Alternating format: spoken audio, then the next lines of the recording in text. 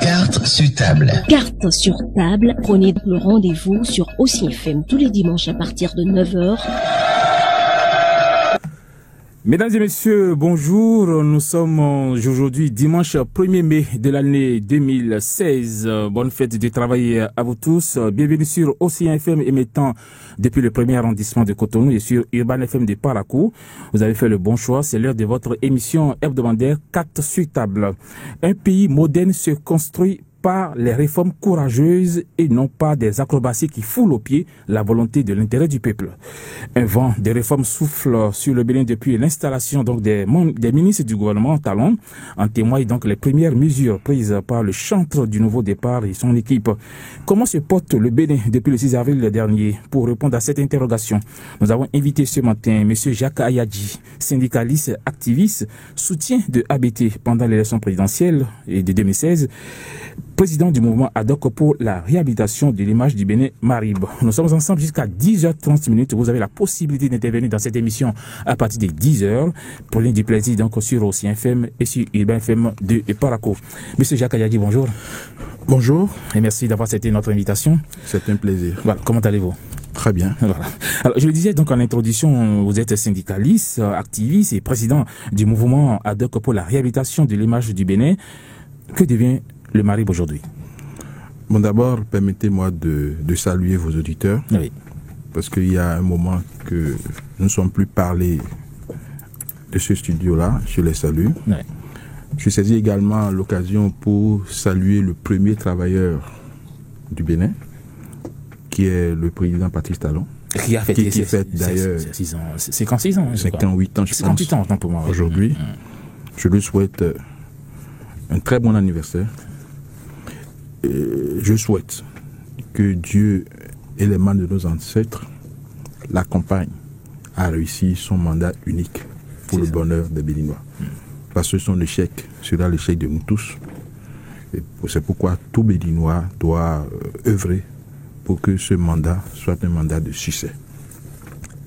Pour finir, je souhaite bonne fête de travail à tous les travailleurs du Bénin, grâce à qui le Bénin fait ses pas sur le chemin du développement. Maintenant, le Marib, il se porte très bien.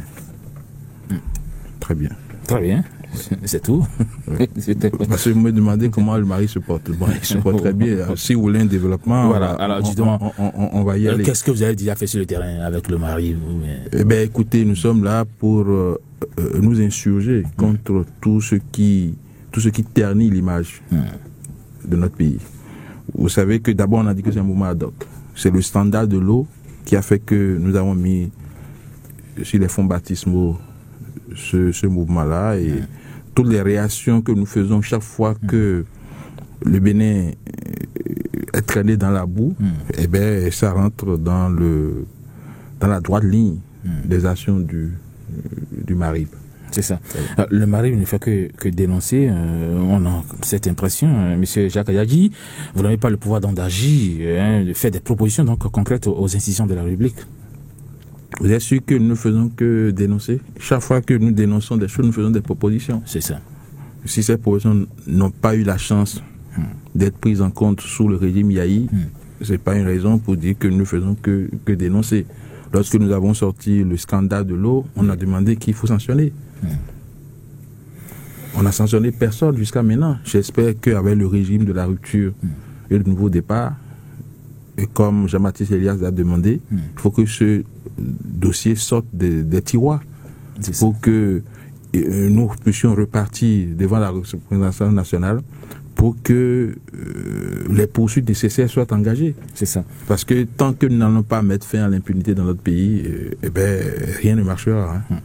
J'espère qu'un jour, ça ne deviendra pas un parti politique. Votre mouvement. Le Marib ne deviendra pas parti politique. Si je veux me mettre sur le terrain politique, je ne fais pas dans l'hypocrisie, vous saurez. Et le parti ne s'appellera pas le mari. Voilà. Justement, puisqu'on parle de la politique, vous avez soutenu donc Abdoulaye Biachane pendant l'élection présidentielle, un syndicaliste. C'est vrai, c'est pas toujours facile de mener à visage découvert donc cette lutte-là aux côtés des politiciens. Et qu'est-ce que vous a poussé justement à le faire? C'est vrai que vous avez eu le temps de le expliquer, mais rafraîchissez un peu la mémoire. J'ai soutenu Abdoulaye Biachane sur les 33 candidats qui ont pu être retenus au thème du processus de dépôt des candidatures, parce que de mon point de vue, c'est le meilleur des 33. Et vous savez qu'au premier tour, chacun s'identifie en un candidat. C'est ça. Eh bien, bon, sauf si vous avez un grief contre Abdoulaye Biachane. Sinon, sur papier et dans les actes, et si on interroge son histoire professionnelle, vous allez voir que, bon, si on devait faire un choix judicieux, on aurait pu le prendre. Finalement, mais ce n'est pas que ça qui compte. Il y a d'autres éléments qui ont fait que, bon, on n'a pas pu gagner les élections. Quels sont ces éléments selon vous? Non, la campagne est terminée. Oui, mais pour la prochaine fois, dans 5 ans, 5 ans c'est demain. Hein. Bon, il faut quand même qu'on fasse des réformes pour que l'argent d'origine douteuse soit de moins en moins influent dans nos compétitions électorales. Je ne dis pas qu'il ne faille pas utiliser l'argent dans les élections. Dans tous les pays du monde, l'argent joue un grand rôle. Mais ce n'est pas l'argent pour acheter les consciences. L'argent que les gens utilisent dans les démocraties avancées, c'est de l'argent qui a une traçabilité. C'est ça. Et puis cet argent n'est pas utilisé pour aller acheter des consciences. Non.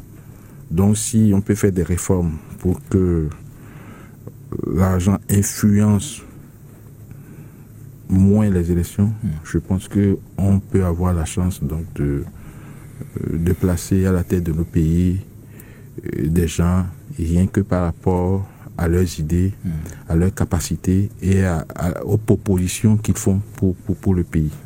Ce qui n'est pas encore le cas dans notre pays. L'élection est terminée, vous êtes toujours dans le staff de l'habité.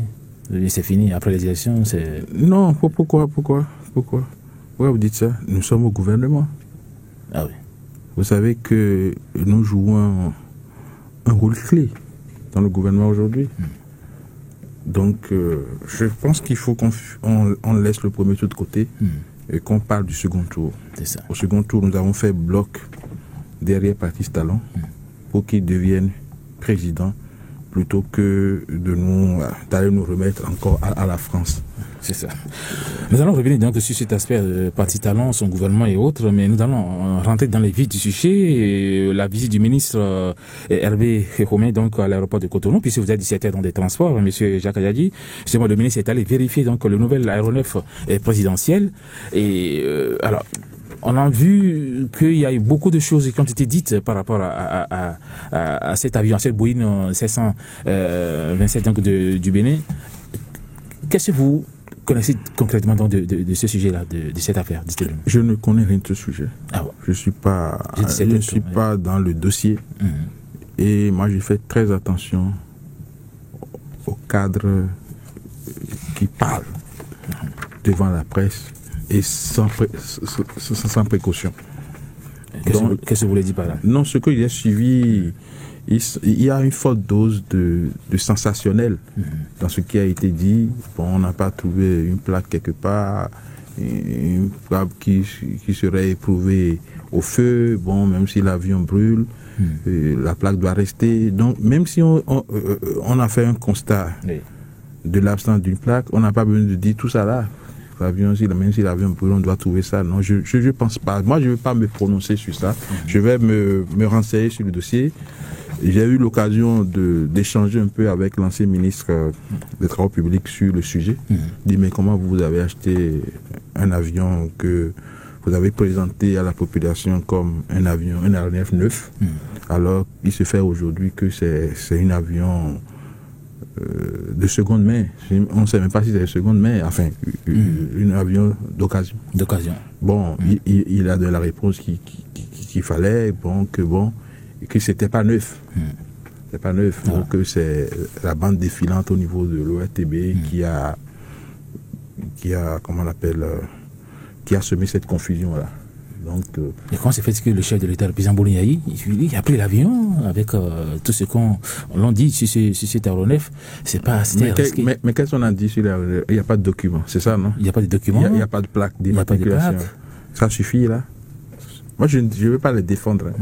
Je ne veux pas les défendre, mais je dis ça ne suffit pas. C'est pourquoi le ministre Hervé Romer a été prudent pour dire qu'il va faire poursuivre l'inspection de l'avion. Ça veut dire que c'est pas en 2 minutes ou en 10 minutes ou en 15 minutes que bon, un certain M. Benzin, non? Justement, M. Benzin, puisque moi je ne le connais même pas, bon. Voilà. C'est le nouveau DG ANAC? Non, le DG, je crois que le poste est encore pour l'instant vacant, donc il y a beaucoup de choses qui se disent également par rapport à cette affaire. Et pourquoi c'est lui qui parle? Je crois que c'est lui c'est sans doute l'intérimaire, parce que c'est le directeur du contrôle de sécurité, donc il est l'inspecteur navigabilité donc de l'ANAC, donc c'est pour cela que justement il a été interpellé par rapport à ça. Justement, ce monsieur était où quand l'ORTB a mis en bande défilante que c'était un avion neuf? Apparemment, il me semble qu'il est à l'extérieur actuellement. Nous avons réussi donc à joindre. Non, il n'était pas au pays quand il y a eu cette présentation de l'aéronef. De toute façon, je ne peux pas parler en son nom, mais nous allons l'écouter par rapport aux techniques. Il faut que les cadres béninois arrêtent. Ouais. Il faut qu'ils arrêtent maintenant de dire des choses comme ça. Il faut poser les problèmes en temps réel. C'est pas aujourd'hui qu'on l'a nommé directeur du contrôle. Et si vous fouillez, si c'est pas un nouveau promu, vous allez voir qu'il a dû donner son quitus pour que cet avion soit acquis. Et si vous fouillez également ceux qui ont fait le vol, je sais pas, que le chef d'État a effectué sur parcours, je ne serais pas surpris de le voir dans l'équipe. Pourquoi c'est maintenant que les gens parlent? Nous allons l'écouter M. Jacques Ayadi et puis vous allez intervenir par rapport à cette intervention. Nous allons donc écouter M. Président Benzin. Il est le directeur contrôle de sécurité, inspecteur de navigabilité. Il était donc en mission, en tout cas actuellement il est en mission donc aux États-Unis, dans l'état de Virginie. Nous avons réussi donc à le joindre. Écoutez ce qu'il a dit. Le Boeing 727 Bénin a été livré le 5 avril dernier par le régime Yahi. L'appareil a fait l'objet d'un talk entre le Bénin et la société FZE, je crois. Alors, dites-nous, c'est quoi exactement le problème? Parce que ça diffère aujourd'hui de la chronique actuellement au Bénin. Dites-nous, de quoi s'agit-il exactement? Alors, de la position que j'occupe, j'ai entendu parler de cet avion le 5 avril comme tout le monde. Et quand j'ai cherché à savoir de quoi il s'agissait, on m'a justement dit que le Bénin venait d'acquérir un Boeing 727 pour le président de la République et que cela avait été immatriculé sur le régime, immatriculé au régime militaire. Cela veut dire quoi? Cela veut dire que ce n'était pas sur le registre des aéronefs civils du Bénin. Moi, dans mes responsabilités, je ne m'occupe et je ne m'intéresse qu'aux aéronefs inscrits sur le registre des aéronefs civils du Bénin. Alors, donc à partir de cet instant, je me suis dit, ce n'était pas mon problème. Et je n'ai plus jamais entendu parler de cet aéronef jusqu'à vendredi matin, le jour où le ministre des Transports a fait une visite à l'ANAC et sur l'aéroport et a demandé donc que nous fassions une visite technique sur l'aéronef. C'est seulement en ce moment-là que je suis monté sur cet aéronef pour la toute première fois, que je l'ai d'ailleurs vu pour la toute première fois. Et j'ai été sur l'aéronef exactement 10 minutes avant que M. le ministre lui-même me montre sur l'appareil. Alors, une inspection de navigabilité qui, en général, se fait pendant des jours, on ne pouvait donc pas faire grand-chose en 10 minutes. On a choisi de s'intéresser à deux choses principales. Premièrement, la plaque d'identification de l'aéronef, pour au moins dans la restitution dit au ministre, voilà, il s'agit de l'aéronef de tel type, de tel numéro de série. Parce que c'est le numéro de série qui est le plus important. Et vérifier donc la présence à bord des documents de bord, des documents techniques au moins plus particulièrement le certificat de navigabilité de l'aéronef délivré certainement donc par l'armée béninoise. C'est ça. Aucun de ces éléments n'ont pu être vus par mon équipe. La plaque d'immatriculation, la plaque d'identification plutôt, oui. est une plaque qui est posée sur l'aéronef par le constructeur. Déjà donc à la construction de l'aéronef. Et puis ce qui se passe, ce qui pourrait se passer généralement, vous voyez, l'aéronef n'est pas dans sa configuration première, puisque l'aéronef entre-temps a été transformé, est devenu un aéronef VIP. C'est ça. Quelles ont été toutes les modifications que l'aéronef a subies jusqu'à aujourd'hui? Nous, on ne pouvait pas le savoir si on n'a pas les documents qui l'attestent. Voilà donc rapidement les déclarations bien sûr de M. Polinier Sobianzi, le directeur donc du contrôle de sécurité, inspecteur donc de la navigabilité donc au niveau de l'ANAC. Voilà dans sa réaction. Bon, ça confirme ce que je disais. L'irresponsabilité des cadres béninois. L'irresponsabilité des cadres béninois. Vous avez dit que selon vous, c'est un aéronef militaire. Que vous n'avez rien à y faire. D'accord? Parce que c'est pas son ressort. Et pour le vendredi seulement, quand on lui a dit de monter dans cet aéronef et d'aller l'inspecter, est-ce qu'il a pu dire au ministre Romain que lui n'a pas pour compétence de s'occuper des avions acquis sur le régime militaire? Parce qu'il faut les suivre quand ils parlent. C'est ça. Et sortir les incohérences dans ce qu'ils disent. Ça, c'est le premier élément. Il a dit que lui, il n'a pas les prérogatives de par les fonctions qu'il occupe de s'occuper des aéronefs militaires. Ou bien j'ai mal entendu. Non, c'est ça. Mais on lui a quand même demandé de le faire et il l'a fait. Premier élément. Deuxième élément, il dit que pour faire une telle inspection, il faut plusieurs jours. On lui a dit de le faire en 10 minutes. Il n'a pas pu dire au ministre, c'est pas possible. Il fait quand même ce qu'il veut, enfin, son inspection, et il fait des déclarations publiques. C'est très grave. Parce qu'il ne faut pas que les gens, pour des considérations que je ne maîtrise pas, sèment la confusion dans les esprits des populations. Parce que vous ne pouvez pas, en 10 minutes, il a dit qu'il a passé exactement 10 minutes dans l'avion. Et lui, il a déjà vu il a dit, bon, même si ça brûle, tout ça là, non. Moi, je ne vais pas trop m'éterniser sur ce dossier, sauf si vous voulez qu'on continue, hein, parce que c'est vous qui avez la police des débats. Je pense que les cadres sont des comportements du genre qui font dire au président maladroitement que le Bénin serait devenu un désert de compétences. Parce que, quelle est votre compétence si vous acceptez de troquer votre science pour d'autres choses? C'est ça. Voilà ce que moi j'ai à dire. Voilà. Eh bien, nous allons donc fermer cette parenthèse très rapidement pour parler bien sûr de l'actualité. Vous savez. Je ne dis pas qu'il n'y a pas eu scandale au niveau de l'avion. Moi, je n'en sais rien du tout. On m'a dit simplement que c'est le cabinet militaire du président Boni qui s'est occupé de la transaction.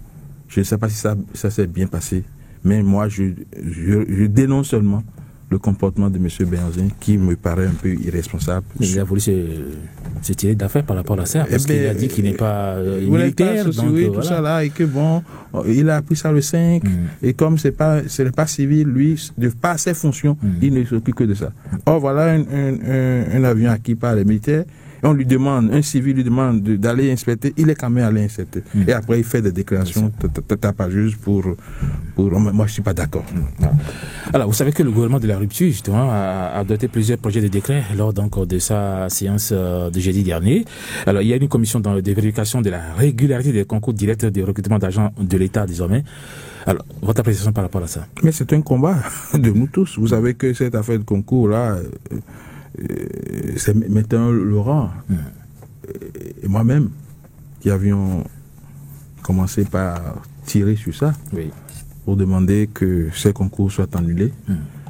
le gouvernement a enclenché la procédure d'annulation du concours, et ces concours seront annulés. C'est tout. Vous pensez que je suis convaincu que ces concours seront annulés. Et même celui de la douane, tout sera annulé. Tous les concours? Oui. C'est là que moi je serais d'accord avec le président du Parti Talon, qui disent qu'il est en mesure de payer le prix. C'est-à-dire qu'il faut que ces concours soient annulés, quel que soit le prix à payer. Mais il y a aussi le décret qui rétablit justement l'accord cadre entre l'État et puis l'association interprofessionnelle de coton et AIC. On a l'impression que le président Talon, comme il maîtrise le coton, il veut attaquer le mal à la racine très rapidement. Bon, permettez-moi de ne pas d'abord me prononcer sur ces sujets-là. Parce que je suis en train de réfléchir. C'est pas seulement ça. Il y a le premier conseil des ministres qui a parler de la Société de développement de coton, la Sodeco, et le deuxième qui parle de l'AIC. Non, je ne vais pas me précipiter pour commencer par... Vous avez peur de se prononcer sur... Non, si j'ai peur. Mais écoutez, lorsque le président a fait une bourde à Paris, eh ben, je suis parmi les rares au Bénin de son écurie à avoir dit que ce n'était pas bien. Je n'ai pas peur. Il est en train de s'expliquer à l'aéroport de Cotonou. C'est déjà bien, puisque quand il est venu s'expliquer encore, je suis sorti à nouveau pour dire que je me suis senti soulagé par rapport à cette explication du président. Mais ce qui était dit à Paris. Donc vous ne voulez pas être une caisse de résonance au sein du régime? Et puis, si j'ai un conseil à donner au président Patrice Talon, que j'ai contribué à faire élire sur la base des discours anti-impérialistes français, eh bien, je lui conseillerais de faire attention aux laudateurs. Ah ben, si il rentre dans ça, parce que j'ai suivi dans l'émission de Serge Novillon tout à l'heure sur la grogne, un ami pour nous victorien, pour ne pas le nommer, dit d'avancer seulement, de ne pas regarder de derrière. Un peu comme pour ressusciter, n'est-ce pas, la notion d'avion qui n'a pas de rétroviseur. Si M. Patrice Talon suit des discours comme ça, eh bien, il va finir comme Boni Yayi. Aujourd'hui, est-ce que vous voyez encore quelqu'un soutenir Boni Yayi? Or, quand il était aux affaires, lorsque vous sortez pour dénoncer cette dérive, eh bien, le lendemain, vous êtes matraqué, vous êtes vilipendé. Sur les journaux, il y a des grogneurs qui sont payés, qui peuvent appeler les radios pour dire... Est-ce que vous voyez encore... On dit tout de Boni Yayi aujourd'hui. Personne ne réagit. Donc, je vous souhaite dire à mon ami victorien de cesser de dire des trucs comme ça. Sinon, même le travail qu'il fait là, la veille citoyenne qu'il fait, il est en train de l'annuler. Parce que s'il dit au président de n'écouter personne, il est déjà élu, il faut qu'il avance, qu'on va faire le point en 2021. Eh bien, pourquoi il prend le téléphone pour appeler, pour dire telle chose, ça ne marche pas. Donc, Patrice Talon ne suive pas ces gens-là. Mais moi, je vais soutenir Patrice Talon sur les 5 ans. Mais en lui disant à chaque fois ce qui ne va pas. Parce que la meilleure manière d'aider quelqu'un à réussir, ce n'est pas de parler sur ce qu'il fait déjà de bien, parce qu'il est élu pour bien travailler. C'est quand il dérive, même on dit sans nouvelles, bonne nouvelle. Si tout se passe bien, aujourd'hui vous êtes venu à la radio faire votre émission, et quand vous êtes venu, votre directeur ne vous a pas demandé, mais qu'est-ce qui s'est passé bien à votre... C'est parce que s'il y avait quelque chose, mais vous ne pourriez pas arriver. C'est ça.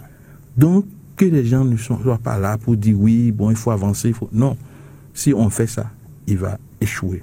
Nous, on restera avec lui, mais à chaque fois que ça ne va pas, on va dire... Parce que ce que les Béninois oublient, c'est que lorsque vous êtes un responsable à un niveau très élevé, même pas forcément à un niveau très élevé, vous pouvez vous tromper de bonne foi. Vous pouvez penser que quelque chose est bien, alors que la chose est mauvaise. Et il suffit que une tierce personne vous dit, ah, monsieur le président, monsieur tel, vraiment, ce que vous avez fait, voilà les inconvénients que moi je trouve. Et puis ça peut éclairer l'autorité. Mais nous sommes dans un pays où tout le monde veut vraiment occuper des postes. Et puis bon, on applaudit tout n'importe comment. Moi, je ne suis pas là pour applaudir. Si je ne parle pas, sachez que tout va bien. Si je ne parle pas, sachez que ce qui ne va pas, j'ai déjà trouvé un coup. Parce que moi, je sais comment parler au président de la République. Je sais par quel couloir lui parler. Si des choses ne sont pas criardes et qui sont mal faites, je peux avoir comme un circuit pour attirer son attention sur ça. Mais sur des choses gravissimes, eh bien, je vais me prononcer publiquement, comme ce qui s'est passé à Paris, qui apparaît comme une humiliation de tout un peuple, une humiliation. Mais il y a des gens qui ont soutenu justement la déclaration. Oui, c'est ça, ils soutiennent ça. Ils savent pourquoi ils soutiennent. Ils savent pourquoi ils soutiennent. Moi, je ne soutiendrai pas ça. Surtout que le discours du président Patrice Talon est intervenu après celui de François Hollande. Qui a apprécié la qualité des ressources humaines au Bénin, aussi bien les ressources humaines qui sont sur place que celles qui sont au-delà de nos frontières. Hollande, c'est pas des propos diplomatiques. Non. Moi, je pense, je ne sais pas si vous avez prévu qu'on parle de cet aspect de la sortie du président Talon à Paris. Sinon, si le moment est déjà venu, on peut y aller. On peut y aller déjà, pourquoi pas. Moi, je pense que ce n'était pas un jet de fleurs, ce que François Hollande a dit. C'est la réalité. Moi, j'ai eu l'occasion d'étudier au Bénin, d'étudier en Europe. Et bon, je sais comment les Béninois se comportent. Ils sont appréciés, en Europe. Ils sont souvent les majors de leur promotion. Ou bon, il y a quand même ceux-là qui... Puis c'est ce que M. Patrice Talon a fait, c'est comme il est allé se rendre à la mère patrie. Parce que nous avons fait une campagne active contre l'impérialisme français. Moi, je me rappelle encore la veille du premier tour, où j'ai pris tout mon temps pour faire campagne pour habiter, mais la veille, j'ai entrepris de rentrer dans la ville de Cotonou avec la sonorisation qu'il faut et pour demander. Et bien voilà, nous avons fait notre candidat, c'est elle. Mais si vous pensez que ce n'est pas le candidat de votre cœur, ne votez jamais pour le candidat du pouvoir. Et les arguments qu'on utilisait à l'époque, c'est qu'on dit, oui, si jamais vous prenez celui-là, c'est comme si vous ramez la France pour diriger le Bénin, c'est comme si vous autorisez le président à ramener des assistants techniques français pour diriger le pays en vos lieux et places, et que lorsque vous prenez un assistant technique, le salaire qu'il prend, c'est des discours que moi j'ai tenus à travers tout Cotonou. Et je pense que ça a eu son effet, parce que quand je rentrais dans un quartier, et je disais avec Abou-Diamant, je le salue au passage, mais vous prenez, il va prendre 100 fois ce que un cadre local va prendre.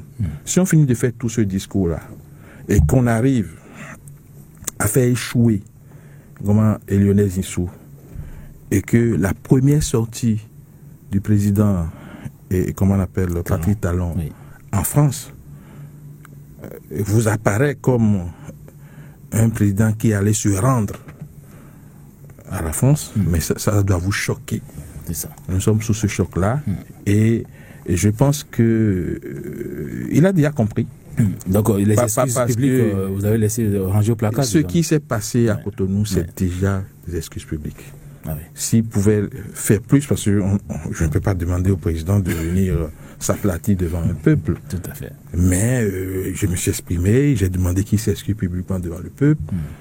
Et bien, il est venu, il a reprécisé sa pensée. Eh bien, écoutez, moi je suis soulagé par ça. Il a reprécisé sa pensée, et même par rapport à cette rencontre d'Abidjan avec le président Bouniaï. Moi je veux un papa. On a déjà changé de sujet ça. Moi je veux parler des compétences, mais parce que j'ai beaucoup de choses à dire. Par rapport à ça. Bien sûr, beaucoup de choses à dire par rapport à ça. Vous pensez que on n'est pas aussi incompétent que. Non, pas du tout.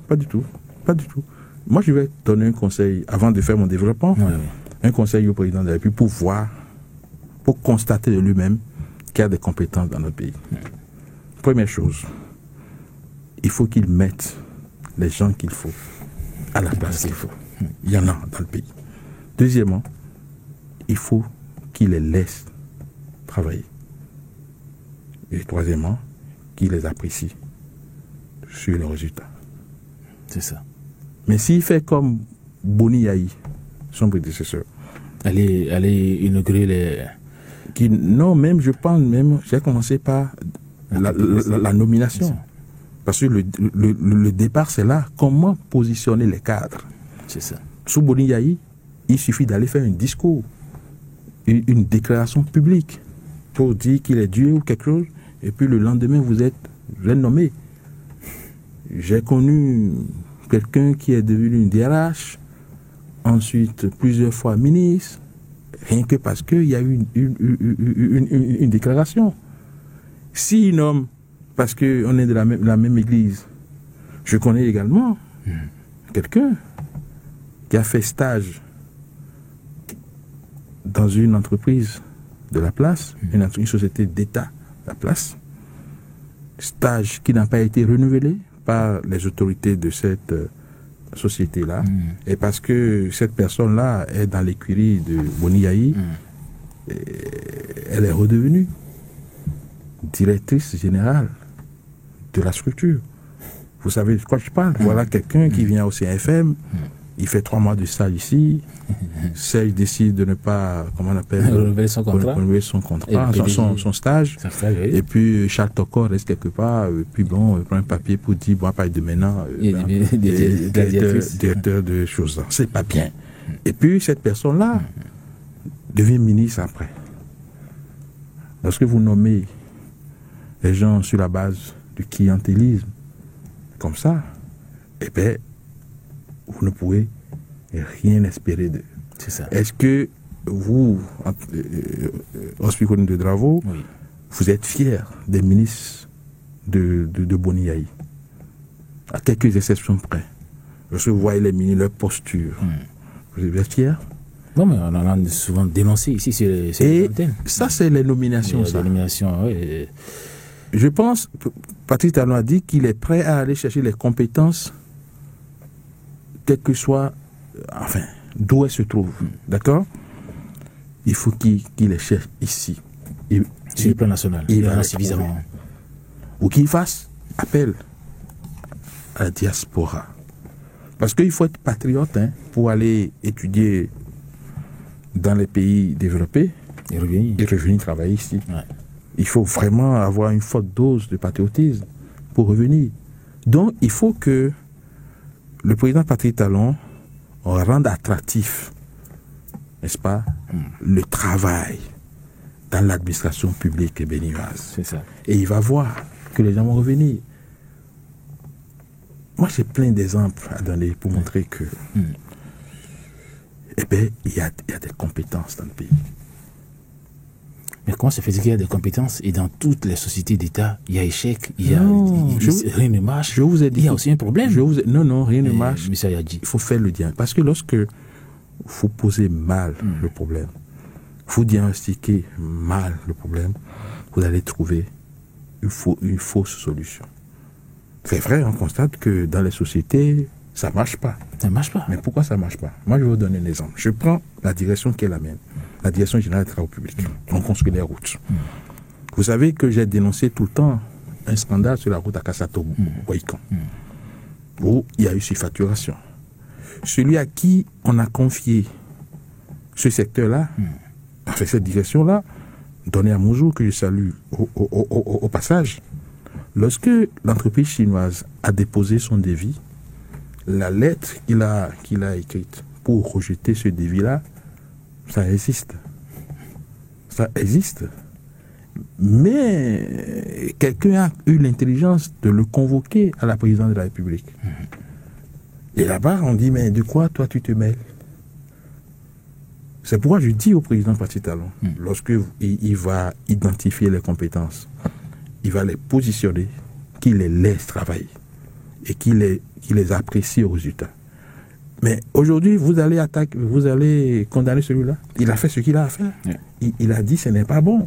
Il a dit c'est cher. Nous ne pouvons pas, ça dit les prix sont hors normes. Mais eh bien, on a dit non, on ne veut pas de ça. Et c'est le premier des Béninois qui faisait ça. Donc si on reste factuel aujourd'hui, on dit bon, la DTP, rien ne marche. Vous pensez que, bon, on va dire que c'est une compétence. Le cadre a dit ce qu'il faut, mais il n'est pas suivi par le politique. C'est ça. Peut-être on pourrait demander si c'était d'autres personnes de démissionner. C'est ce que Donné Amouzo n'en a peut-être pas fait. Mais dans un autre dossier, il a démissionné. Ah oui. Lorsque sur la route, comment on appelle, Bodié-Kali, Madé-Kali-Iloa, il y avait un problème sur la qualité du revêtement et qu'on lui demandait quand même de payer dans des conditions qu'il ne maîtrisait pas. Bon, il a déposé son tablier, il est parti. Donc il y a des compétences dans les pays. Je parle du ministre Lambert Coty, par exemple. Vous savez les conditions dans lesquelles il est parti des travaux publics, non? Parce qu'il s'opposait, n'est-ce pas, aux agissements de ceux dont je ne veux plus citer le nom. Si le président Boni Yayi avait nommé son ministre et lui avait laissé les mains libres, n'est-ce pas, de gérer le ministère qu'on lui a confié, peut-être qu'on n'aurait pas ces éléments-là. Donc, des considérations comme ça, là, il y en a dans le pays. Je ne dis pas ça pour dédouaner les cadres. Parce que lorsque on vous dit de faire quelque chose qui va en contradiction avec ce que vous avez appris, avec l'intérêt général et autres, vous devez, vous devez pas faire ça. Ça. Et si ça doit vous coûter votre poste, mais il faut accepter qu'on amène quelqu'un d'autre. Mais le problème au Bénin, c'est que lorsque vous ne faites pas, il y a toujours quelqu'un à côté qui dit je suis capable de faire. Donc des exemples comme ça, il y en a. Il y en a. Et c'est ce diagnostic que Patrice Talon doit faire, plutôt que de présenter notre pays comme un désert de compétences. Allez dans le secteur privé au Bénin. Je ne pense pas que les anciennes sociétés de Patrice Talon, parce qu'il a dit qu'il n'est plus, chef d'entreprise aujourd'hui, c'est des Béninois qui gèrent ça, non, qui ont géré. Et ça n'a pas empêché ces sociétés d'avoir les résultats qu'elles ont eus. L'avocat personnel de Patrice Talon, c'est Joseph Diogouinou, qui a été formé. Moi, je suis très fier de lui et je le salue au passage. Mais il a fait tout son cursus dans ce pays-là jusqu'à l'agrégation. Aujourd'hui, il est sollicité de partout. Ça veut dire qu'il y a des compétences au Bénin. Notre problème, c'est la gestion que nous faisons de ces compétences-là. Il suffit que la rupture rompt avec cette manière chaotique et calamiteuse de gérer les ressources humaines. Et ce régime va découvrir qu'il y a des compétences au Bénin et ailleurs. Comment se fait-il lorsque les Béninois, puisque j'ai suivi, comment on appelle, un écrit de Lionel Zinsou que je salue également au passage. Après, vous l'avez attaqué. Mais je suis aussi, hein. Pardon. Vous l'avez attaqué aussi par rapport à la gestion, au niveau de la primature. Oui, bien sûr, bien sûr. Non, vous savez, c'était le colonialisme, le néocolonialisme. En fait, c'est quoi? Lui, il veut être président de la République. Il sait qu'au Bénin, c'est comme ça on se comporte. Il fait l'âne pour avoir le foin. Mais ça, la campagne électorale, on l'a dit, c'est fini. Moi, peut-être que je serais peut-être quelque part à l'hôpital si c'était Lionel Zinsou qui était admis, qui était élu président de la République, parce que ce serait la énième victoire de Boni Yayi contre le peuple béninois. C'est ça. Donc, tous ceux qui ont dit non à Lionel Zinsou, c'est pas forcément parce qu'ils étaient contre Lionel Zinsou, mais on dit mais Boni Yayi qui a déstructuré ce pays secteur par secteur ne peut pas être celui qui va nous indiquer son successeur. Donc, rien que par ce fait-là, on a dit non, on ne va pas prendre Lionel Zinsou. Mais moi, je voudrais saluer ce qu'il a écrit sur son Twitter, en réaction à ce que Patrice Talon a dit. Parce que lorsque vous allez dans le secteur privé, vous trouvez des Béninois qui excellent. Vous allez en Europe, aux États-Unis, et partout, vous avez des Béninois qui font la gloire de ces sociétés-là. Mais comment se fait-il qu'une fois revenus, n'est-ce pas, dans le pays, et notamment dans l'administration publique, on constate autre chose? Parce que ce qu'on célèbre dans l'administration, ce n'est pas le mérite. Oui. C'est la médiocratie. En tout cas, ce que Boni Yayi, lui, il fait une recherche des plus cancres qu'il positionne. C'est ça. Parce que son il problème... fait la promotion des médiocres. Des médiocres, parce qu'il ne veut pas de la contradiction. Parce que lorsque vous savez qu'on vous a mis à une position que vous ne méritez pas, vous ne pouvez pas parler. Et c'est dans ça que nous avons suivi tout ça là. C'est ça. Donc, le président Talon s'est déjà corrigé. Même si je constate que c'est vraiment... Ça a été cherché. Parce qu'à l'aéroport, la presse ne nous a pas floué, c'est qu'il aurait réaffirmé ce qu'il a dit à l'Élysée, en disant que bon, si vous avez honte de votre maladie, tout ça, c'est pas quoi, un truc comme ça, ne comptez pas sur moi. Mais là, il a été scandalisé quand, quelques minutes après, j'ai suivi sur une chaîne de télévision qu'il a reprécisé un peu pour dire bon, les gens vont à la retraite et tout. Non, M. Patrice Talon, vous n'êtes pas élu pour humilier le peuple béninois. Le peuple béninois se sent humilié par cette... Et l'Afrique. Parce que c'est une déclaration qui a fait un tollé dans toute l'Afrique. J'ai suivi une émission hier sur la chaîne camerounaise Vision 4, si mes souvenirs sont bons, mais c'est de ça que les gens parlent. Et les appels, c'est une émission interactive. Les gens appelaient de tous les pays africains. Mais majoritairement, les gens étaient contre.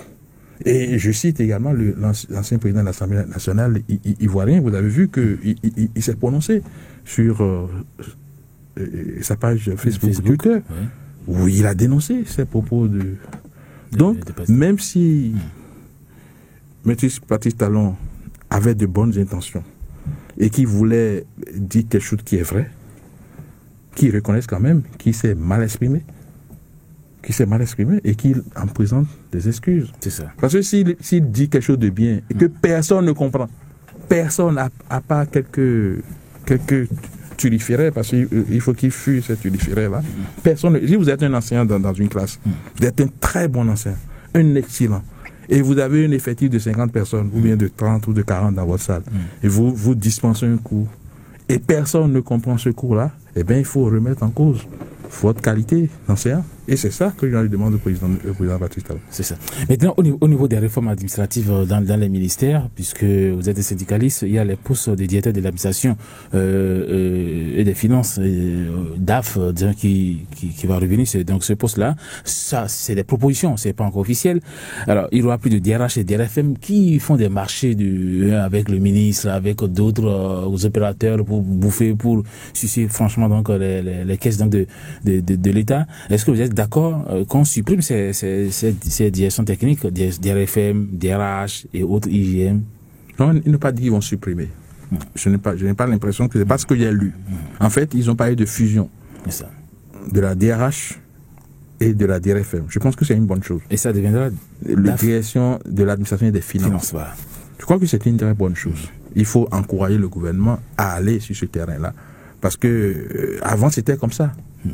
On a dit, on est, comment on appelle, l'administration, et là je suis en phase avec le président Talon, est en train de se dégarnir. Donc nous avons de moins en moins de cadres en activité. Si on démultiplie les directions, c'est qu'il faut obligatoirement meubler ces directions-là, et donc c'est pas évident. Je suis d'accord qu'on fasse ça. Et là où je suis un peu sceptique, parce qu'ils ont dit qu'ils vont faire un appel à la candidature pour recruter ces postes techniques là. Pour pouvoir ces postes, c'est pas une mauvaise chose. Mais ça risque de poser un problème. Est-ce qu'ils vont lancer les appels à candidature au même moment pour les ministères, ou bien ils vont le faire progressivement. C'est une nouveauté. Est-ce que c'est comme ça que ça se passe en Europe, même dans un pays de démocratie? Non, en fait, moi, ça me... J'ai l'impression que, bon, au nouveau départ, est-ce qu'on ne veut pas en faire un peu trop aussi, des fois? Moi, je ne suis pas contre que on fasse un test, un appel à candidature pour recruter les gens. Si ils complètent leur décision en disant, bon, si je veux par exemple nommer le DAF du ministère des Infrastructures et des Transports, je vais faire l'appel à candidature au sein du ministère, je serai d'accord avec eux. Mais, et ça veut dire que, bon, on risque de faire, comment on appelle, de faire 2 ans sans nommer les DAF dans tous les ministères. Parce que si on doit nommer, on va finir. Non, je sais pas, je suis en train de m'embrouiller là. Si on doit faire ministère par ministère, c'est-à-dire les candidats ne peuvent provenir que des ministères, on peut lancer au même moment et pouvoir ces postes au même moment. C'est ça. Mais si, pour nommer le DAF au niveau des infrastructures, il faut faire un appel d'offres national et permettre même à celui qui est au ministère des Affaires étrangères, celui qui est ceci, de postuler. Mais vous allez voir des gens postuler pour plusieurs, pour dire, pouvoir maximiser leurs chances. Ils vont postuler pour plusieurs ministères. Et comment ça va se passer? Lorsque la procédure va retenir la même personne plusieurs fois, comment ça va se passer? Non, je ne pense pas. Je pense qu'on peut aller progressivement. Pour aller vite, on connaît la capacité des gens. On peut nommer sans faire chose là. Ou bien faire comme les communistes le disent. Et faire élire ces responsables-là. Il dit, par exemple, je viens à la DGTP, je veux nommer le directeur général des travaux publics, je demande aux travailleurs, ceux qui sont dans la direction, qui, selon vous, peut occuper ce poste. Et on peut demander aux gens de poser, mais électif. Donc, ils font l'élection. On peut poser des conditions, c'est-à-dire ils ne vont pas dire, bon, celui qui est comptable va être directeur général des travaux publics, c'est pas bon. On donne le profil. Et alors, on demande aux gens, vous déposez votre candidature, et les travailleurs votent pour vous. Et c'est le choix des travailleurs qui sera entériné par, n'est-ce pas, l'autorité. Et là même, ça sera efficace. Parce que l'autorité saura qu'il doit son mandat, comment on l'appelle, aux travailleurs. On peut même, pour un secteur comme celui que je viens de citer, faire appel aux entreprises pour que elles aussi participent au vote. Parce que vous êtes là, vous êtes obligé de défendre le pays, de défendre les travailleurs et de défendre les partenaires du travail de votre secteur. Et sinon, si les gens se lancent dans un processus d'appel à candidature, dans un système de corruption qui n'est pas encore parti. Parce que moi, j'ai suivi le ministre de la Justice la dernière fois, dit ce que nous vivons aujourd'hui, la guerre des curriculums vivité. Parce que les gens pensent que, bon, comme vous êtes visible dans le pays, vous pouvez faire pression sur le président de la République pour que, bon, on positionne telle ou telle personne à des postes donnés. Donc les gens sans aucune qualification viennent vous dire, bon, vraiment, je veux ceci, je veux ça. Non, si c'est dans cet environnement-là, vraiment, il faut qu'ils mûrissent cette manière de sélectionner les gens. Voilà. Maintenant, si on va faire pour ces gens-là, pourquoi on n'a pas fait pour ceux qui sont déjà nommés aujourd'hui? Parce qu'il y a des gens qui sont nommés déjà, pourquoi on n'a pas fait l'appel à candidature? C'est ça, effectivement. Voilà. C'est vrai que M. Jacques a dit, quand on est en studio, on ne va pas le filer, puisque là, il est 10 heures dans presque 4 minutes déjà. On a déjà passé près de 50 minutes à discuter. Alors, nous allons très rapidement, puisque nous allons ouvrir l'antenne dans 10 minutes en cause auditeur pour vous poser quelques questions. Très rapidement, 2 ou 3 questions. Il y a le Conseil des ministres extraordinaire de jeudi dernier a décidé de l'abrogation des décrets portant création et fonctionnement de certaines structures rattachées donc à la présidence de la République, dont le Conseil présidentiel de l'investissement CPI. Alors, on sait que le CPI a été créé sur recommandation donc de la Banque mondiale et du FMI dans presque tous les pays de l'UEMOA. Est-ce que vous ne voyez pas que le président et Talon court le risque d'un incident diplomatique? Non, pas du tout. La Banque mondiale n'est pas au-dessus du Bénin. C'est ça. Le Bénin a sa souveraineté. Ouais. Ces institutions-là, c'est elles qui nous ont mises dans la situation que nous sommes aujourd'hui. Le FMI, Banque mondiale. Quand eux, ils vont dans un pays, c'est pour détruire le pays. Et si aujourd'hui, le chef d'État est en train de dire que l'administration est dégarnie, mais c'est eux qui sont venus avec une ordonnance toute faite pour dire, bon, voilà. Et nous en sommes là. Et aujourd'hui, maintenant, on y a encore le fait appel pour dire, bon, venez m'aider à combler le trou que... Non, moi j'aime ces incidents diplomatiques-là. Ah oui. J'aime ça. Si les gens veulent faire des incidents diplomatiques à cause de ça, là, des institutions budgétivores. Le CPI, là, quel est comment on l'appelle? Vous savez, quel est le résultat que nous avons eu aujourd'hui? Quel est le résultat? Non, moi je pense que le peuple béninois est un peuple souverain. Lorsque vous avez même dans la déclaration de Paris, ces institutions ne peuvent pas vraiment venir nous imposer. Ils viennent nous accompagner dans l'orientation que nous voulons donner à notre développement. À la tête de cette structure, c'est le fils du président Bouniaï. Et vous pensez qu'il suffit de dissoudre un truc dirigé par un fils du président pour avoir des problèmes? Parce que le président a déjà eu de façon prétentieuse à dire à Abidjan que si on ne s'entend pas avec lui, qu'il n'y aura pas de stabilité au Bénin ni dans la sous-région. J'avais dit sur une autre chaîne de radio que le président Bouniaï me paraissait gonflé, puis c'est lui qui disait aux douaniers qui sont gonflés. Parce que dire que son ami Patrice Talon s'est réconcilié avec lui, et si c'est dans l'intérêt de la paix, de la stabilité au Bénin, dans la sous-région, je pense que vraiment c'est prétentieux. Donc, annuler une structure dirigée par Nasser Yahi n'a rien d'incident diplomatique. Au contraire, il ira se reposer.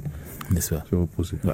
Alors, il y a aussi un autre sujet qui a défrayé la chronique au niveau de la DEC. Alors, comment appréciez-vous justement la situation au niveau de la direction des examens et concours? Vous le savez, Catherine Biossari, l'ancienne directrice, en fait passer service, mais elle n'était pas là. Et Kako Maouyon, qui est le nouveau directeur de la DEC, a été installé en présence donc des syndicalistes. Et vous êtes un syndicaliste et d'un huissier de justice. Alors, c'est vrai que Mme Sarré évoque donc la vice de procédure qui caractérise bien sûr son limogeage. Votre appréciation en tant que syndicaliste par rapport à tout ce qui se passe là? Bon, ce qui s'est passé à Porte-Nouveau, à la DEC, c'est un problème éthique et moral. Moi, je ne vais pas rester dans le droit, parce que si on reste dans le droit, on peut dire oui, bon, Mme Catherine est admise à la retraite, et que le décret qu'elle évoque pour parler des formes n'a pas, dans son idée même, n'est pas au-dessus de la loi. Et c'est la loi qui a dit, bon, tel jour, vous devez aller à la retraite. Donc, vous ne pouvez pas aller appeler un décret pour dire, bon, je mets l'application de la loi en veilleuse en attendant qu'on sorte un autre décret. Mais est-ce que la DEC, là, c'est pour M. Kako Maouyon? C'est pourquoi il dit que ça me pose un problème moral. Tu as déjà fait ton temps là-bas, on sait dans quelles conditions tu es parti. Toi-même, tu avais évoqué ce problème de parler des formes. Seulement, il y a une légère différence parce que lui n'était pas admis à la retraite. Madame Catherine n'a aucune raison. Pourquoi il dit, je ne veux pas faire que le droit. Si je veux faire que le droit, je vais condamner Madame Biossari et puis bon, j'arrête là. Mais je veux aller plus loin en parlant d'éthique et morale. Je ne sais pas, le rythme de la rupture aussi, c'est des erreurs. Des erreurs, ça. C'est-à-dire la nomination de M. Kako Maouyon, forcément à la DEC, là. Et comment la manière dont il a pris service, bon, on est allé défoncer des portes, on a fait ceci, on a fait cela. C'est comme s'il y a quelque chose à la DEC, là, qu'on veut forcément aller chercher. Non. Il y a d'autres postes. Une autre personne. Donc, franchement, si moi j'avais été à la place de M. Kako Maouyon, eh bien, je n'accepterais pas de retourner à la DEC. Pourquoi? Parce que c'est... Mais à Oblus, il a déjà fait 6 ans là-bas. 6 ans. Et puis on sait dans quelles conditions il est parti. On ne retourne plus sur les lieux comme ça. On ne retourne plus. Bon, j'ai vu des camarades syndicalistes. Bon, moi, chacun fait son syndicalisme à sa manière. Vous ne me verrez jamais dans des choses de ce genre. Jamais, mais moi, j'avais déjà vu une fois dans des choses de ce genre. Bon, voilà. Et non. On casse les bureaux, on dit on doit installer. Non, c'est pas bien. Si le gouvernement a encore la possibilité de rappeler Kako Maouyon, mais qu'on lui trouve une autre pause. Sinon, c'est comme si, bon, il a mis quelque chose là qu'il veut aller forcément aller chercher. C'est ça. Alors, il y a aussi quand même l'autre qui a été promu, bon, pas promu, mais qui a été, je ne dis pas récompensé, c'est Séraphin Bangbata, qui est désormais donc le nouvel intendant de la présidence de la République. Oui. Qui a fait le PCB, on a vu son parcours. Je pense que c'est des choses comme ça que nous devons parler dans le pays. Lorsque des hommes bien lorsqu'on braque les projecteurs sur les hommes bien, il faut pouvoir le dire. Je pense que M. Séraphin Bangbata, qui est un ami, un camarade de lutte, un compagnon d'infortune, eh bien, il mérite même plus que ça. Ah oui. Parce que voilà quelqu'un qui a mis toute sa vie au service de la République. Je ne vais pas trop parler pour qu'on dise que c'est parce qu'ils sont... Non, même si quelqu'un de très proche de moi est dans une posture qui n'est pas bien, je peux le dire. Mais moi, je pense que j'ai été vraiment soulagé par la nomination de Séraphin Bangbata. Est-ce qu'il a le dos suffisamment large pour... franchement, cette carapace pour pouvoir tenir... le palais, vous savez quand même... C'est que vous n'avez pas eu la chance ou l'occasion de travailler avec l'homme. C'est ça. D'abord, il a dirigé la FNEB. Tout à fait, oui, c'est... 2 fois de suite, dans des conditions très très difficiles. Je ne dis pas que c'est ça seulement ce qu'on peut lui retenir. C'est pour vous dire la capacité de l'homme. Vous allez voir. Vous ne serez pas... De toute façon, moi, je suis convaincu d'une chose. Vous n'allez pas être déçu C'est pratiquement l'Argentine du palais. Hein? Ben, écoutez, pourquoi vous ne voulez pas qu'on mette sur l'argent quelqu'un dont on est sûr de la probité, de l'éthique et de la morale. Donc moi, je salue Séraphin et je lui dis bon vent et je l'accompagne de tous mes voeux de succès à ce poste de la présidence de la République.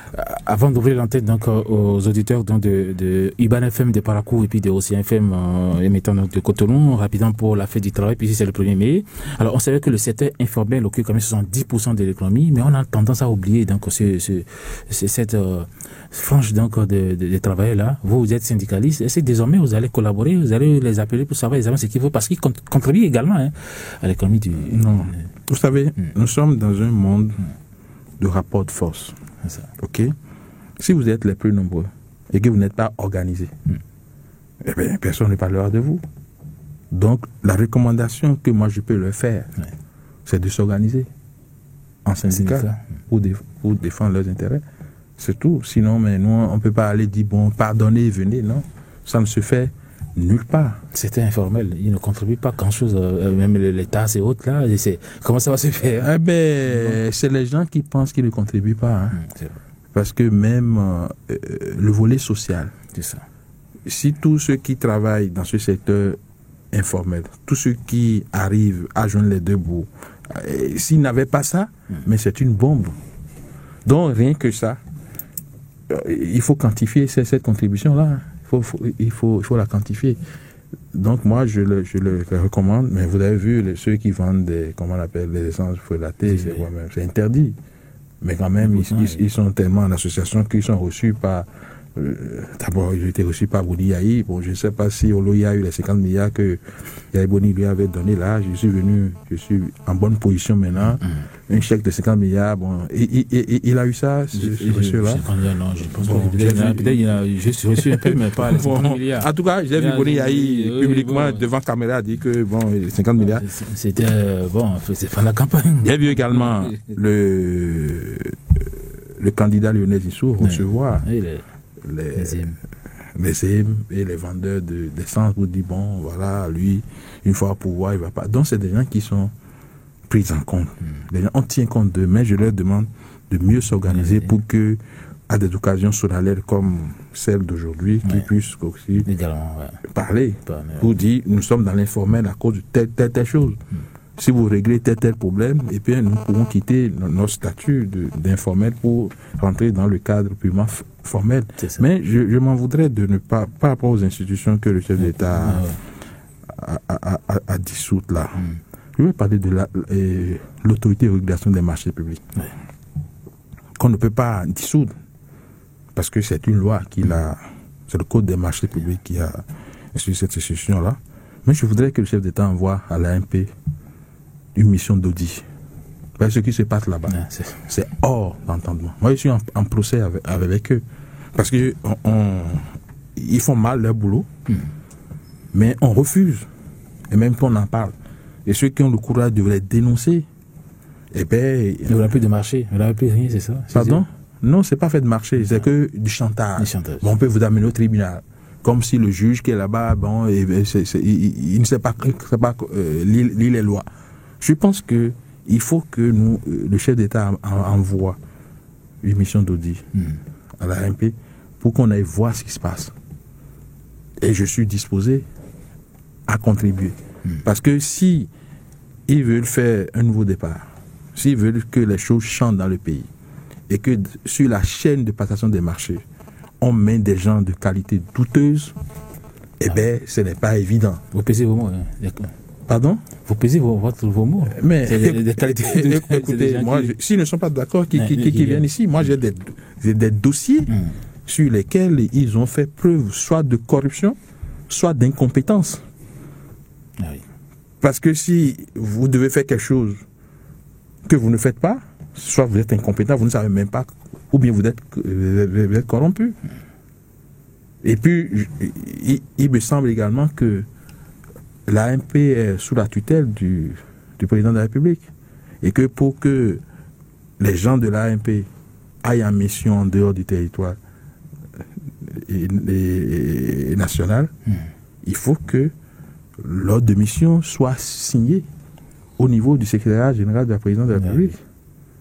Il faut que le chef d'État envoie une mission d'audit à l'AMP pour voir comment les missions à l'extérieur se gèrent.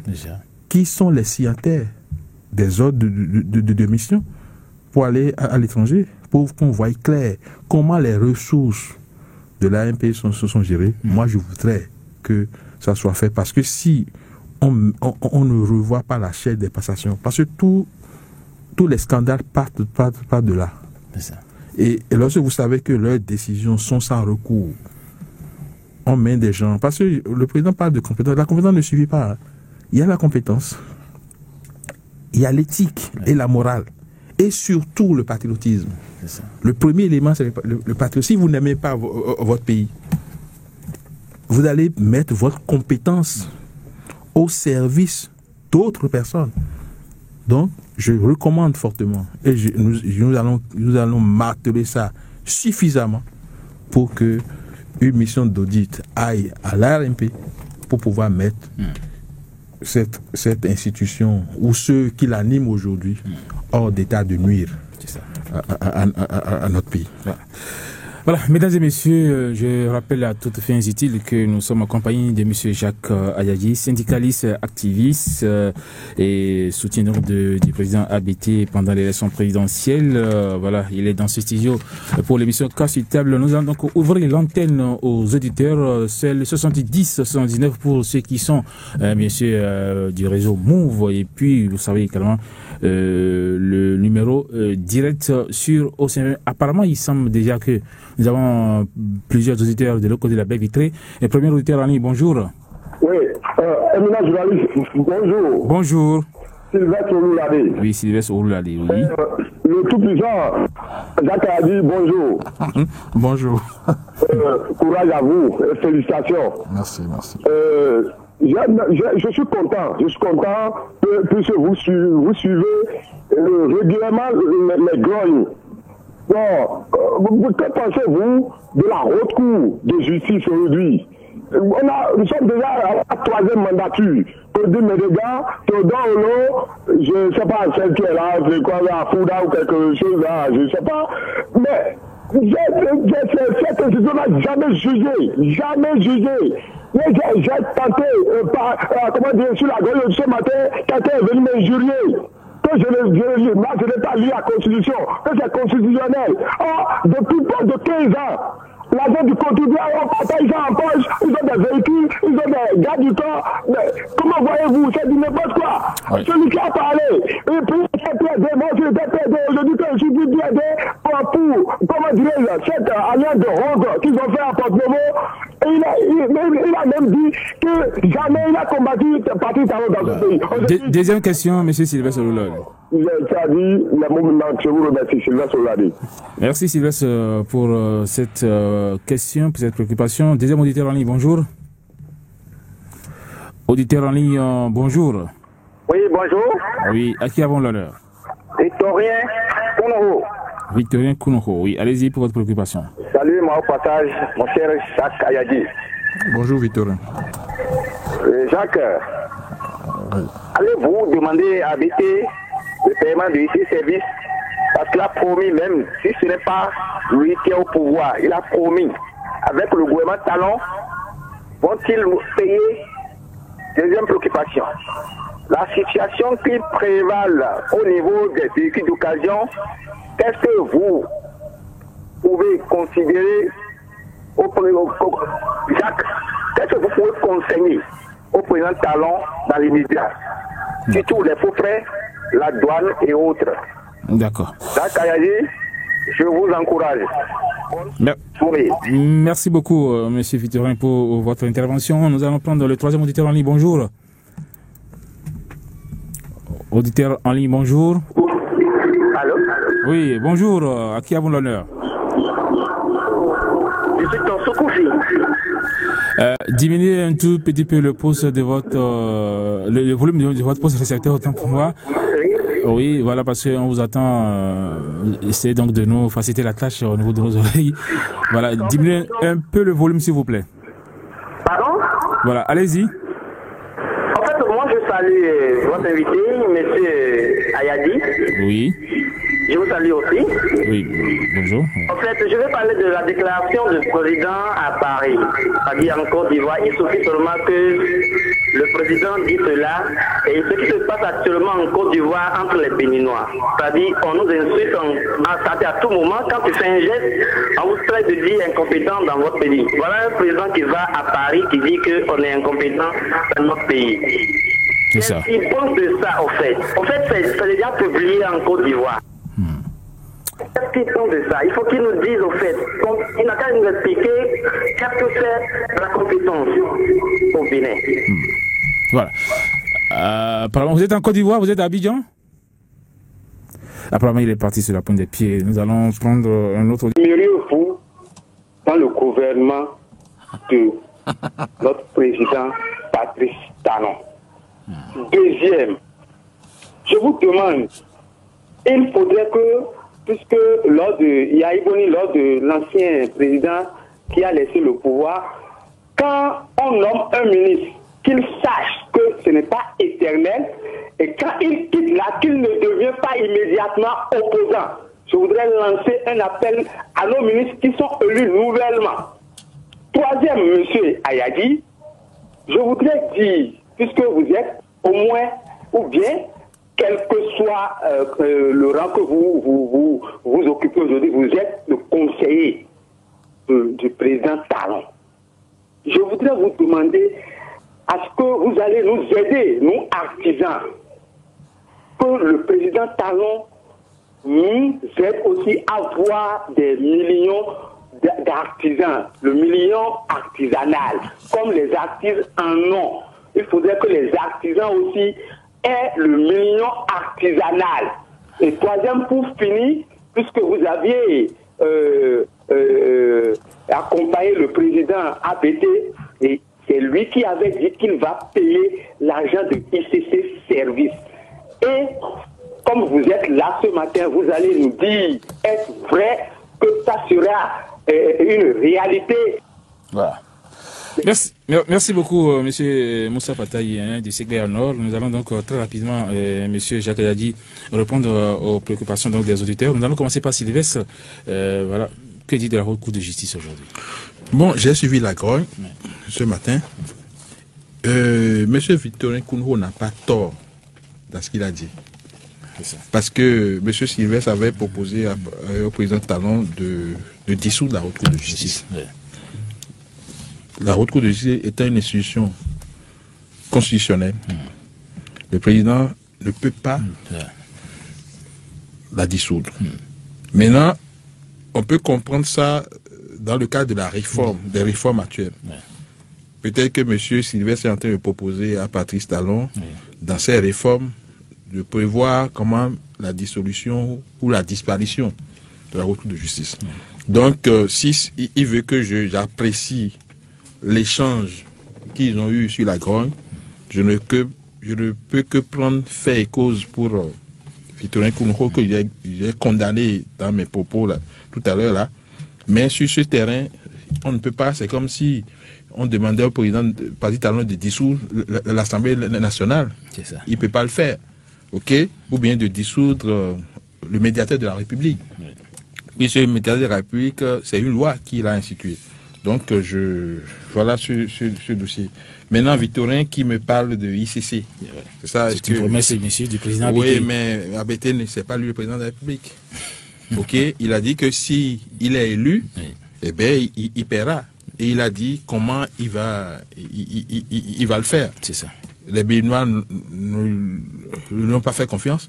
Sinon, on lui a fait confiance à un pourcentage qui ne lui a pas permis d'accéder aux plus hautes fonctions. Donc, il ne peut pas aller imposer son programme au président élu. C'est ça. Je ne pense pas que dans le programme de Patrice Talon, il a été écrit quelque part quand les spoliés seront remboursés. Mais je pense que les idées que le ministre Aboulaye Biotane a, il va les partager avec le gouvernement auquel il appartient pour qu'on puisse voir comment, dans quelle mesure prendre en compte cette idée-là. Les véhicules d'occasion, les faux frais? Moi, je pense que ça, c'est un dossier dans lequel il faut vraiment travailler. C'est ça. Parce que les gens se sucrent. Il y en a qui ne font rien du tout. Il y a même des fous du roi qui prennent de l'argent dans cette affaire-là. Ils n'ont aucune prestation à faire, mais il y a une arrêté qui est sortie. L'arrêté est déjà abrogé. Donc, mais pour reprendre, il faut qu'on évite les faux frais. Et que même si ces frais-là doivent être maintenus, il faut qu'on les réoriente. Nous avons besoin de l'argent pour construire les routes. Moi, je propose ce matin dans vos studios que puisque chaque véhicule acheté comme ça va utiliser des routes, eh bien qu'on mette dans le nouvel arrêté qui sera pris une somme pour aller mettre dans un compte pour financer la construction et l'entretien des routes. Aujourd'hui, nous allons à l'extérieur et puis on va chercher de l'argent à grands frais. Je pense que le président Patrice Talon pourra rendre un service au Bénin en mettant dans ce domaine-là. Parce qu'il y a trop de véhicules qui rentrent dans le pays. Trop de véhicules. Je ne sais pas si même on met 1000 francs. Je ne sais pas, je ne suis pas dans le dos. Il ne faut pas que les gens me mangent. Parce que ce serait déjà trop élevé. Par véhicule, mais par an, ce qu'on peut générer pour l'entretien et la modernisation du réseau routier béninois, ça sera important. Donc, que l'argent n'aille plus dans les poches des individus. C'est ça. Que les gens se regroupent dans les buvettes à la fin de chaque semaine pour se partager des millions. Moi, je veux que le président arrête ça et qu'il trouve un dispositif pour prévoir quelque chose dans ces véhicules-là pour le réseau routier. C'est ça. Je ne sais pas. Oui, je crois que c'est ce qu'il a dit Victorin, mais Tossou, M. Tossou, lui, parle dans des déclarations, donc les Ivoiriens aujourd'hui. Oui, bon, mais je vous ai dit, non, moi, c'est un tollé général en Afrique, parce que tous les Africains se sont sentis concernés et indignés par ces propos du président. Moi, je profite de cette question pour revenir sur un élément. Lorsque vous prenez par exemple les ingénieurs de génie civil, des ponts chaussés et autres, ils sont tous à l'extérieur. Tous. Allez aujourd'hui au Mali, allez au Sénégal, allez en Guinée équatoriale, allez, ils sont tous partis. Pourquoi? Parce que le terrain ici, là, vous prenez un ingénieur, combien vous avez le pays? Il trouve 10 fois à l'extérieur, il est encore mieux considéré. Je pense qu'il faut qu'on revoie. Les compétences existent, mais il n'y a pas les mesures attractives sur le terrain, si bien qu'il y a ce qu'on appelle la fuite des cerveaux. Si le président Talon veut que la fuite des cerveaux s'arrête, il faut qu'il trouve les moyens pour le faire. Et le premier moyen, c'est de commencer par faire la promotion des entreprises et bureaux d'études nationaux. Et à M. Jacques qui parle des 200 millions des syndicats, la gestion des 200 millions alloués donc aux syndicalistes, aux centrales syndicales. Bon, il n'a pas parlé de gestion, il a parlé, s'il parlait de gestion, ma réponse aurait été autre chose. Voilà. Mais il dit, bon, il faut réorienter, je ne suis pas d'accord. Les syndicats aussi ont besoin, moi je ne prends pas un franc dans ces histoires-là, mais ce n'est pas une raison pour dire que, bon, voilà, il faut supprimer. S'il a des éléments sur la mauvaise gestion de ces ressources-là, il peut les mettre sur la place publique pour qu'on dénonce, pour que vraiment on assure la qualité des dépenses publiques. Mais dire que bon, il faut passer, les gens pensent que les syndicats là, ils n'aident pas le gouvernement. Hein. Oui. Au contraire, parce que leurs actions permettre au gouvernement de se remettre sur le droit chemin. Hein.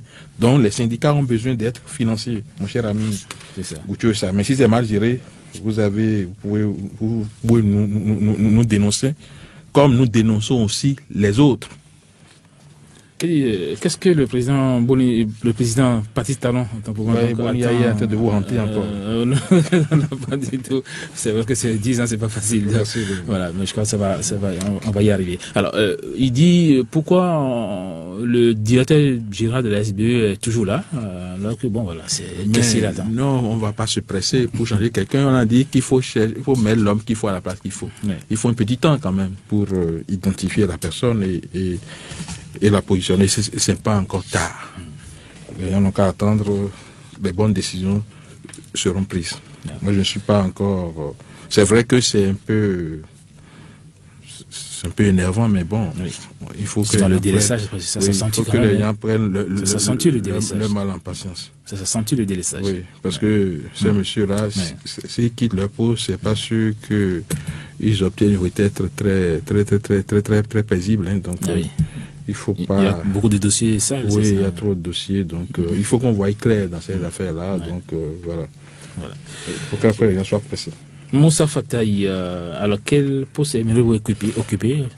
Bon, je ne sais pas si lui veut faire un remaniement ministériel, parce que lorsque vous mettez côte à côte, enfin vous croisez les deux questions-là, bon, il demande aux ministres qui sont nommés là de s'apprêter à partir et que de ne pas aller dans l'opposition, non. On n'a pas besoin d'être au gouvernement avant d'être utile pour son pays. Moi, sous Boni Yayi, je n'ai pas occupé de grands postes, mais je n'ai pas manqué d'être utile à mon pays. C'est ça. Je n'ai pas manqué d'être utile. Nous avons essayé de faire ce qu'il faut pour que cet accident de parcours qui est arrivé à notre pays en 2006, on a tout fait pour mettre fin à ça en 2016 et vraiment c'est beaucoup pour le pays. C'est pas moi qui fonde le gouvernement. Si un président de la République pense que je peux être utile à ses côtés et qu'il me consulte et que il me dit le poste et le contenu, si je suis capable, je ne dirai pas non. C'est ça. Mais je ne veux pas dire maintenant, bon voilà, quel poste aimeriez-vous occuper? Non. C'est pas à moi-même d'identifier le poste. C'est aux décideurs de voir, bon voilà, dans mon équipe, pas forcément au gouvernement, voilà tel positionnement. Mais rassurez-vous, si on me dit par exemple d'être directeur général du port, je n'accepterai pas. Ah oui? Je n'en ai aucune compétence. Pas gérer le port, non. Pas du... Vous aurez quand même des directeurs techniques? Non. Moi, je ne veux pas être directeur. Enfin, je dis ça, c'est donner un exemple, hein, parce que tout le monde veut aller au port, tout ça. Mais moi, je ne peux pas être directeur général d'une société. Parce que je n'ai pas appris la gestion. Je veux vraiment être responsable des décisions que j'aurais à prendre en tant que directeur. Je ne vais pas compter seulement sur des fiches. Voilà. Alors, le milieu artisanal, c'est le mot utilisé par monsieur. Il a parlé de milieu artisanal. Bon, il pense que je suis conseiller du chef de l'État. Bon, je ne dirai pas non, parce que si je veux lui parler, je sais par quel couloir y aller. Je ne manquerai pas de rapporter ses préoccupations dans certaines oreilles et ces préoccupations pourraient atterrir dans les oreilles du chef de l'État. Voilà. Je crois que vous avez déjà évoqué le problème des ICC services.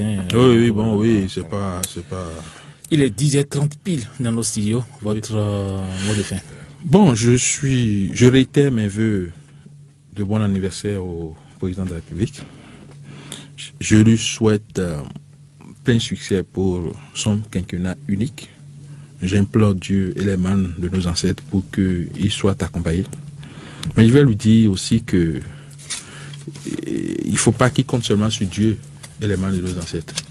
Parce qu'il faut qu'il amène le bagage au genou avant que Dieu ne l'aide à les porter sur la tête. C'est ça. Donc pour mettre ces bagages au genou, puisque la première ressource d'un pays, c'est d'abord les hommes. L'autre a dit que il n'y a de richesse que d'hommes. Je crois que c'est ça qu'il a paraphrasé quelqu'un d'autre qui a dit. Je pense que le succès de Patrice Talon résidera dans le choix et le positionnement des hommes. Il faut qu'il mette l'homme qu'il faut.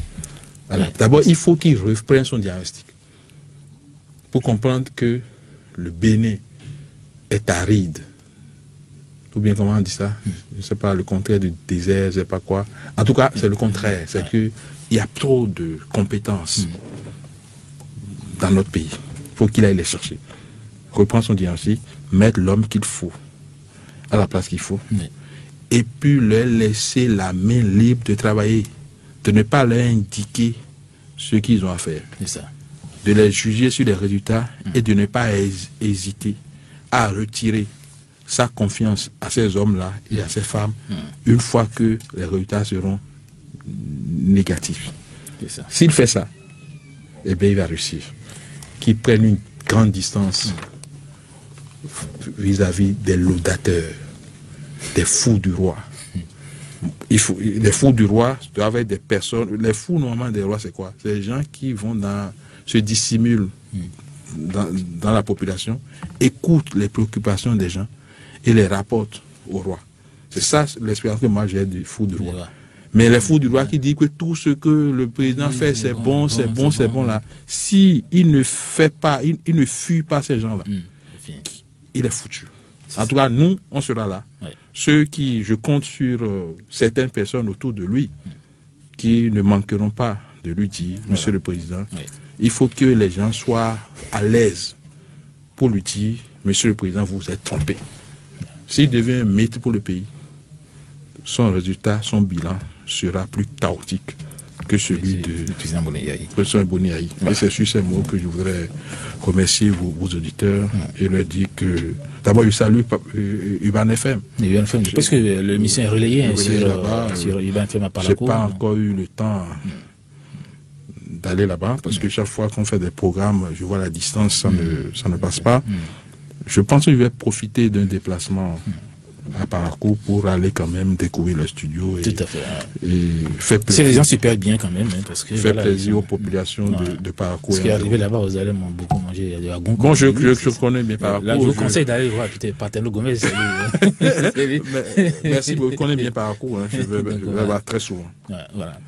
Voilà, mesdames et messieurs, c'est sur cette note d'ambiance ici en studio que nous mettons un terme à cette émission 4 sur table. Notre invité avait nom Jacques Ayadji, syndicaliste, activiste, membre de l'Alliance ABT, président du mouvement ad hoc pour la réhabilitation de l'image du Bénin-Marib.